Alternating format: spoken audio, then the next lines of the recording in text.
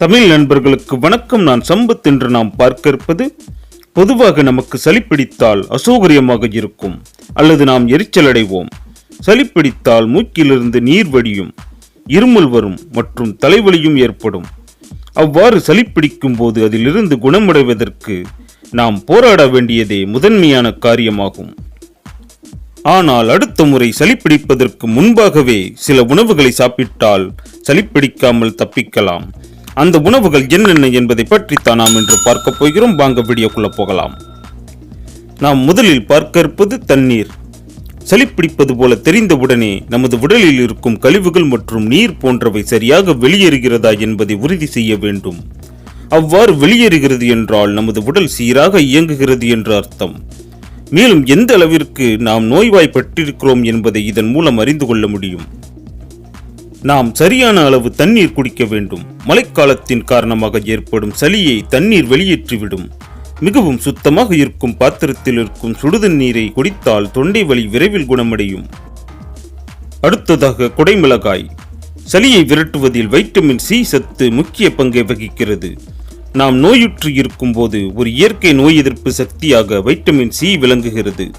பொதுவாக பெரும்பாலான மக்கள் நோய் தொற்று இருக்கும் போது வைட்டமின் சி சத்து நிறைந்த ஆரஞ்சு பழச்சாற்றினை பருகுவார்கள்.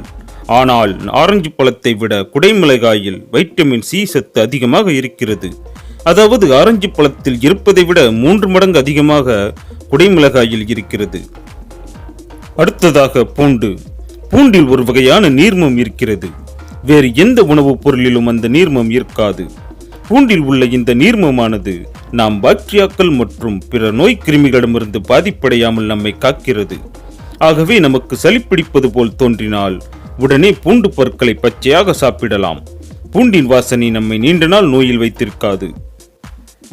அடுத்ததாக கோழி சூப்பிலிருந்து செய்யப்படும் கோழிக்குழம்பு நமது நோய்க்கு எதிராக போராடும் தன்மை கொண்டது. அதிலும் குறிப்பாக சளிக்கான அறிகுறிகளுக்கு எதிராக போராடக்கூடிய துகள்களை கோழி சூப்பு கொண்டிருக்கிறது. இது உடல் வீக்கம் மற்றும் அலர்ஜி போன்றவற்றை குறைக்கிறது, சளியை வெளியேற்றுகிறது.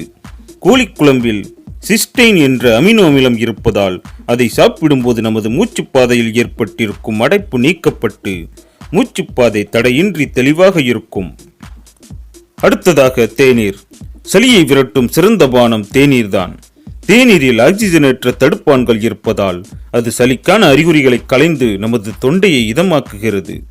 மேலும் தேநீரில் உள்ள புரோட்டீன் நமது நோய் எதிர்ப்பு மண்டலத்தை வலுப்படுத்துகிறது. இந்த வீடியோ உங்களுக்கு பயனுள்ளதாக இருந்தால் அதை மற்றவர்களுக்கும் ஷேர் செய்து அவர்கள் ஆரோக்கியத்திற்கும் உதவுங்கள். நன்றி.